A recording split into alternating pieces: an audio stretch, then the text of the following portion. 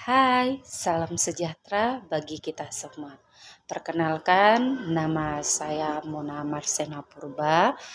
Di sini saya akan menjelaskan tentang tugas 3 dengan mata kuliah penanganan anak berkebutuhan khusus. Di sini mahasiswa disuruh memilih satu tema anak yang berkebutuhan khusus dan menjelaskan tema yang diangkatnya.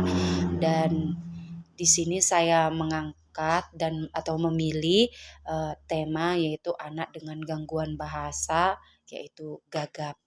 Nah, di sini kita harus terlebih dahulu mengetahui apa sih sebenarnya gagap itu. Gagap adalah cara bicara yang ditandai dengan adanya pengulangan suara atau perpanjangan suku kata atau mungkin pengulangan seperti orang gugup atau terhenti sehingga mengganggu irama alur bicara. Gagap gagap digolongkan ke dalam kategori gangguan komunikasi. Nah, dari sini kita dapat menggolongkan gagap, yaitu mengelompokkan gagap. Gagap dikelompokkan menjadi 3, itu mulai dari gagap normal, ringan menengah, hingga gagap berat. Nah, di sini kita dapat melihat perbedaan bahkan ciri-ciri dari gagap normal, gagap ringan menengah, bahkan gagap berat. Pertama kita lihat kebiasaan bicara gagap pada anak yang didengar, yaitu pengulangan kata kadang-kadang tidak lebih dari tiap 10 kata, gagap normal. Terus gagap singkat kurang dari 1 detik.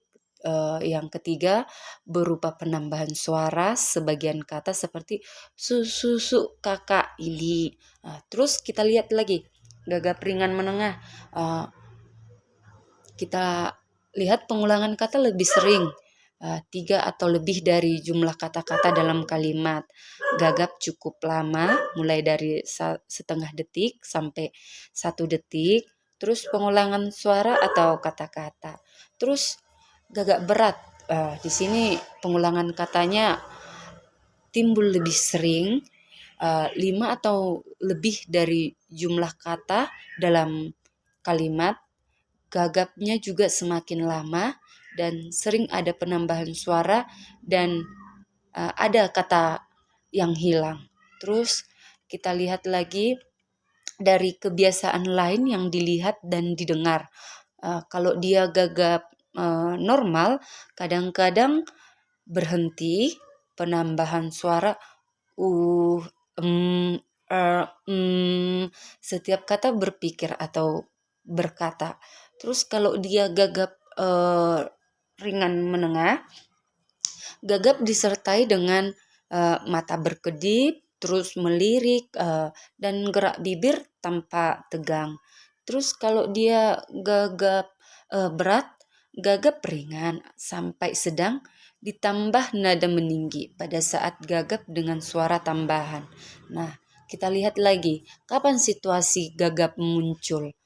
Kalau dia gagap normal, muncul saat berbicara mengenai sesuatu yang baru atau kalimat yang sulit, bertanya, menjawab sesuatu yang terburu-buru. Nah, kalau dia gagap ringan menengah, muncul saat berbicara hal yang baru, bertanya atau menjawab sesuatu, berbicara pada orang yang tidak memperhatikannya. Terus kalau dia gagap berat, timbul dalam berbagai situasi. Nah, kita lihat lagi reaksi anak saat gagap muncul. Kalau dia gagap normal tidak ada.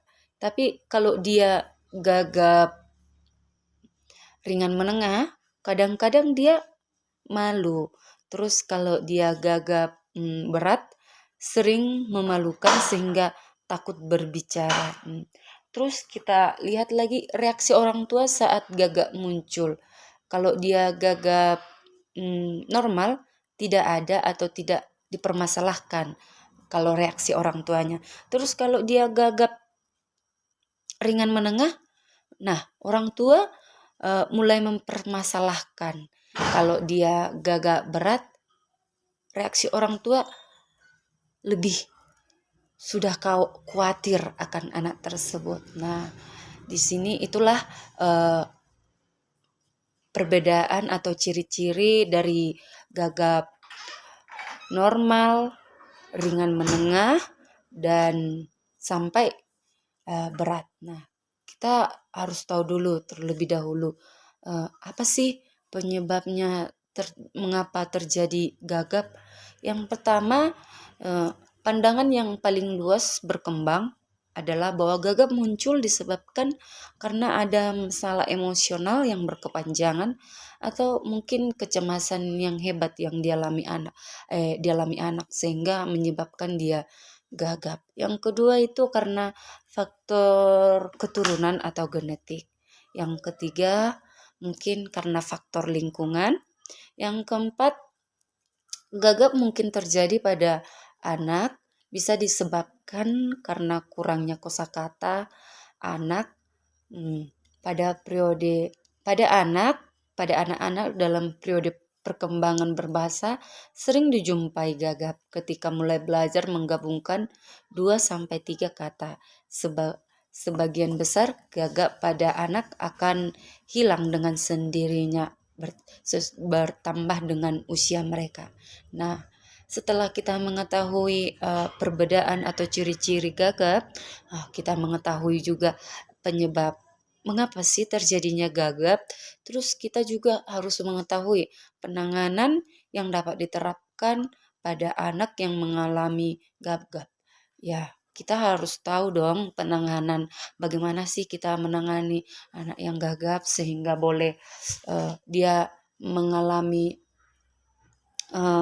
penanganan khusus gitu. Nah, penanganannya yaitu bicara pada anak tanpa terburu-buru. Kita berikan jeda beberapa detik setiap anak selesai berbicara, lalu kita mulai meresponnya. Nah, yang kedua, kurangi pertanyaan-pertanyaan pada anak. Namun, kita sebagai orang yang lebih dewasa atau gurunya atau orang tuanya, kita dengarkan dulu perkataan anak dan respon setiap pembicaraannya. Nah, yang ketiga, gunakan ekspresi muka atau gerakan tubuh ketika anak mulai gagap untuk menenangkan dan meyakinkannya bahwa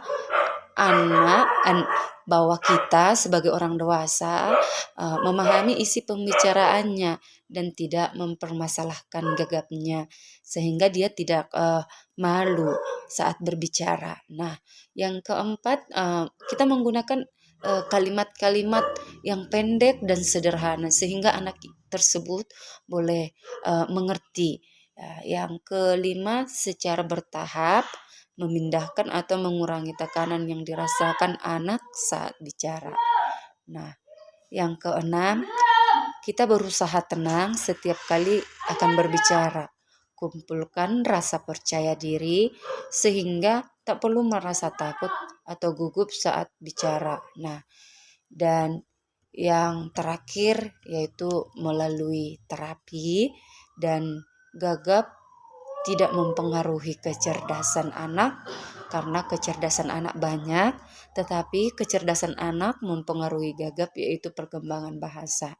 Nah, referensi ini saya ambil dari modul dan internet. Sekian hasil yang boleh saya jelaskan. Jikalau ada kekurangan saya atau salah tutur bahasa saya minta maaf.